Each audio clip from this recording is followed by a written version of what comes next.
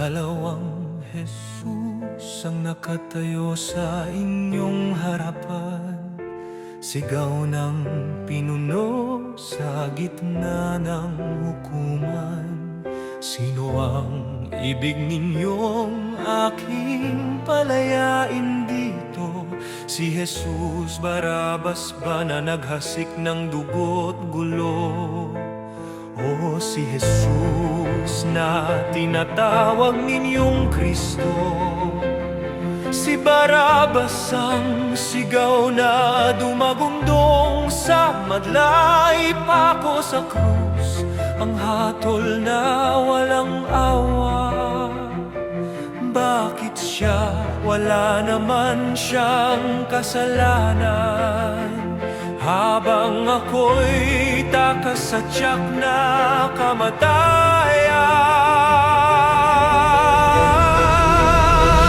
Sino ako? Isang pusa kalat suwain. Sino ako?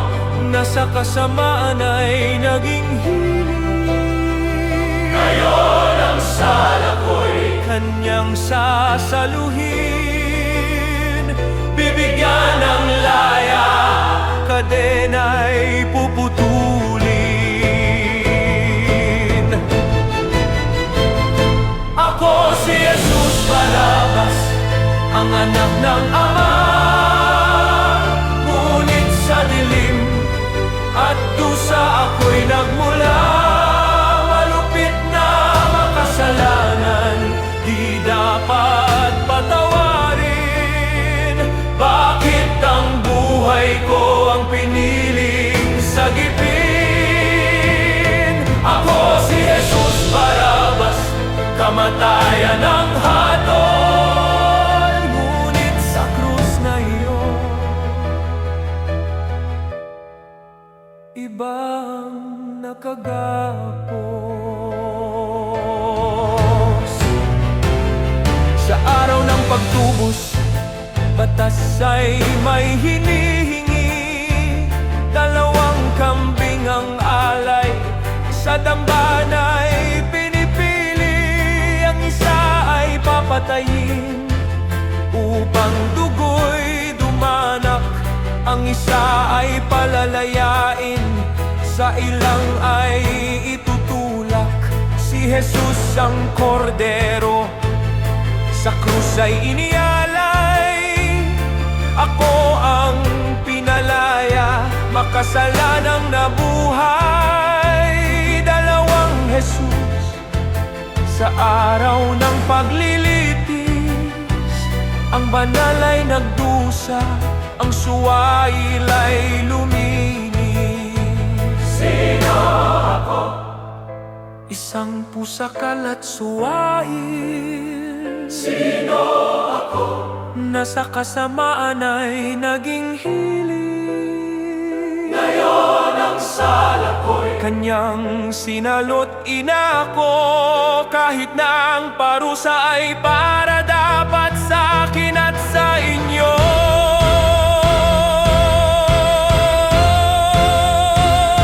Ako si Jesus Barabas, ang anak ng Ama. Ngunit sa dilim at dusa ako'y nagmula. Malupit na makasalanan, di dapat patawarin. Bakit ang buhay ko ang piniling sagipin? Ako si Jesus Barabas, kamatayan ng hatol. Ngunit sa biyaya niya, ako'y muling uusbong. Tiningnan ko siya sa bundok ng Kalbaryo.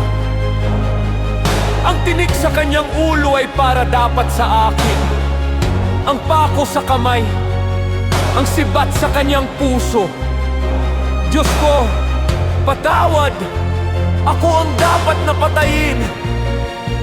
Ngunit sa kanyang mga mata, walang galit o sumpa, kundi pag-ibig na wagas. na nagligtas sa aking kaluluwa. Hindi na alipin ng dusa. Isang taong inibig ng lumikha. Dati hamak na anak ng ama kong makasalanan, ngayon'y inampon hinugasan. Binigyan ng katuwiran. Sino ako?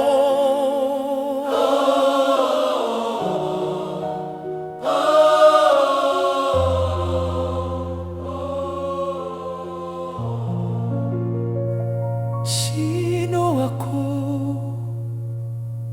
Hindi na Jesus Barabas, Barabas na lang. Ngayon'y isang anak ng Diyos na Ama, lumaya at nabuhay sa alay ng iisa